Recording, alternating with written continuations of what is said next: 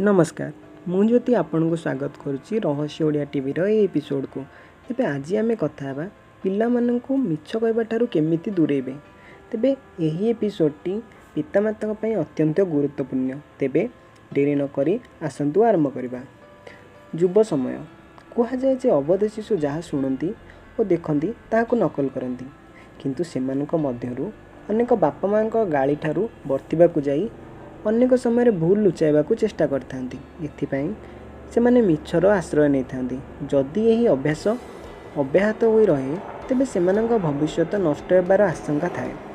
तेबे एहाकु नै अनेक पितामाता चिंतित थांती।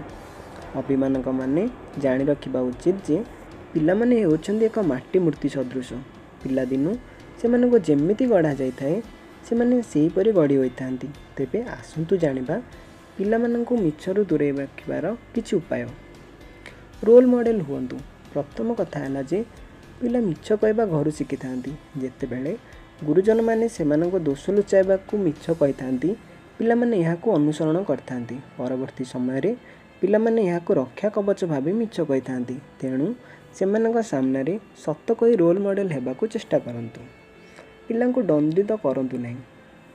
छोट पिला दंड को भय करथांती। दंड पाइबा भय से मैंने अभिमानक मानक मिछ कही थांती। जेतेबेले से माने मिछ कही दंडरू रक्षा पाई थांती से माने मिछ को सबुबेले निजर सुरक्षा कवच बोली भाबी याको बारंबार दोहराई थांती। तेणु पिला मानकु दंड देबा अपेक्षा से मानकु मिछ कहबार कारण को भल भाबरे बुझी सत्य कहया पई सेमानक मध्य रे आत्मविश्वास बढ़ांतु। सत्य कहले प्रशंसा करंतु। जेतेबेले पिला माने भूल स्वीकार करूछंती सेमानकु एथिपाई प्रशंसा करंतु और सबुबेले सत्य कहया पई सेमानकु उत्साहित करंतु। समस्यार समाधान करंतु।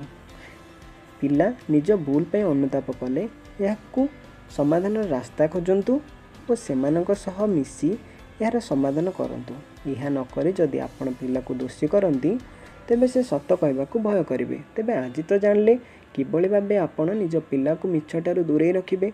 तेबे जदि आपनको ये वीडियोटी पसंद आसिला तेबे याकू लाइक शेयर एवं सब्सक्राइब करंतु और आम चैनल कमेंट करिया पे जमार भी भूलंतु नहीं।